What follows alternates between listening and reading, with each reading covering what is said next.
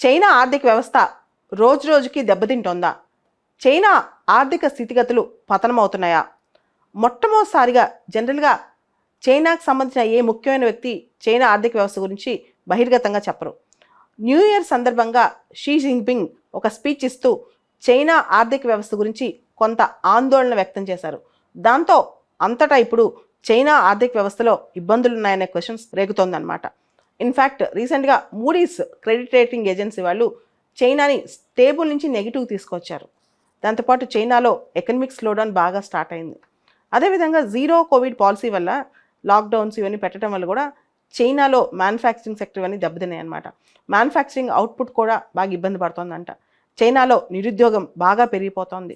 దాంతోపాటు real estate రంగం కూడా పూర్తి స్థాయిలో చైనాలో ఇబ్బందులు పడుతోంది. ఏదైతే కొన్ని రంగాలు కుప్పకూలిపోతున్నాయో దాని స్పిల్ ఓవర్ ఎఫెక్ట్ అనేక రంగాల మీద పడుతుంది. ముఖ్యంగా ప్రస్తుతం ఉన్న ప్రభుత్వం చైనాలో ప్రైవేట్ సెక్టర్లో ఎక్కువ ఇంటర్ఫేర్ అవుతుంది.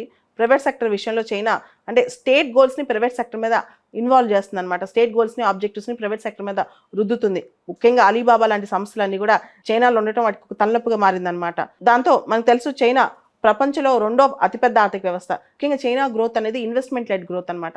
చాలా ఇన్వెస్ట్మెంట్స్ చైనాకి రావడం ఇవన్నీ కూడా. ఇప్పుడు పరిస్థితి ఏంటంటే చైనాకు సంబంధించి చాలామంది సప్లై చైన్ ఆల్టర్నేటివ్స్ ఎత్తుకుంటున్నారు. చైనా పైన పూర్తి స్థాయిలో సప్లై చైన్ డిపెండ్ అవ్వకుండా వాళ్ళు ఆల్టర్నేటివ్స్ బాగా ఎత్తుకుంటున్నారనమాట. ముఖ్యంగా మనం గమనిస్తే జీరో కోవిడ్ వ్యూహంతో విధ్వంసం వచ్చింది చైనాలో. ఆల్మోస్ట్ చైనా ఆర్థిక వ్యవస్థ బాగా దెబ్బతిందనమాట. రియల్ ఎస్టేట్ ప్రాపర్టీ సంక్షోభం కూడా చైనా చాలా ఎక్కువ కనిపిస్తుంది. దాంతోపాటు క్లైమేట్ చేంజ్ ఇవన్నీ ఎఫెక్ట్స్ వల్ల కూడా చైనాలో అనేక మార్పులు మనకు కనిపిస్తున్నాయి.